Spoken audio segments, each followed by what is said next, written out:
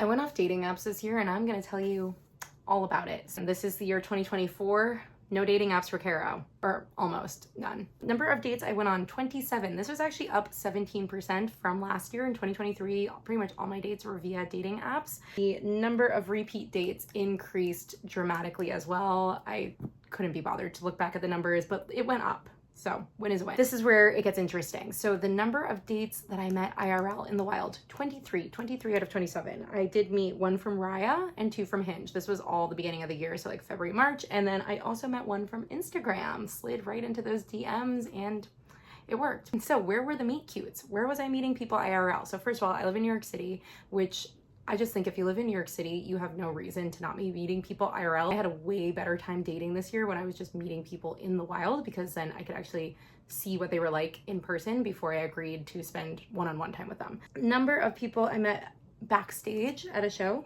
3, because good girls go to heaven and bad girls go backstage to get asked out on a date. Then 2 I met at some other type of event. 3 I met at private parties. 4 I met through mutual friends.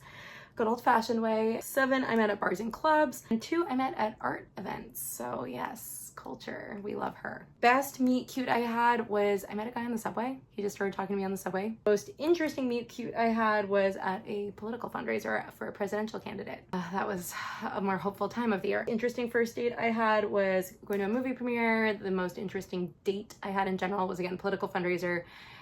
Yes, I was taken on a date to the political fundraiser, and then I met someone else I went on a date with at the political fundraiser, and then it tied with someone took me to a polo match, which I thought was really cute. Number of dates I recycled, 2 is going out with ghosts of dates past. I also cried over 3 dates. You might think that's a negative. I think it's a positive. Last year I cried over 0 dates because I caught no feelings, had no feelings. I was the ice queen. So now we've reached a little bit more of an equilibrium, which is nice. Heart open, vulnerable, scary. I forgot to make a slide for the types of dates I went on. So most of my first dates were dinner dates, like a strong 75%. There was like 1 lunch thrown in there, like 2 concerts. Number of dates I walked out on, 1. Last year it was 3. This is down 67%. See, I told you dating on IRL is better. We got better matches. Number of dates I told not to contact me again, 1. This was again down 67%.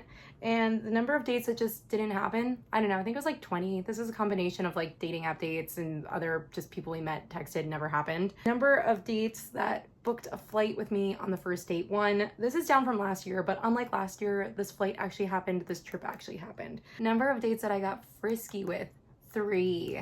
Yes. This is a selective group. The worst date, yeah, he got really drunk and was talking about his ex, who seemed to be like a bartender that he was probably stalking. And then when I put him in his place, he started calling me an ugly fat pig. So yeah, I've had better. Finally, here we are, the end of 2024. I am still talking to 3 of these suitors. So, you know, going into 2025, we have a lot of questions. Will she still be single next year? Tune in and find out.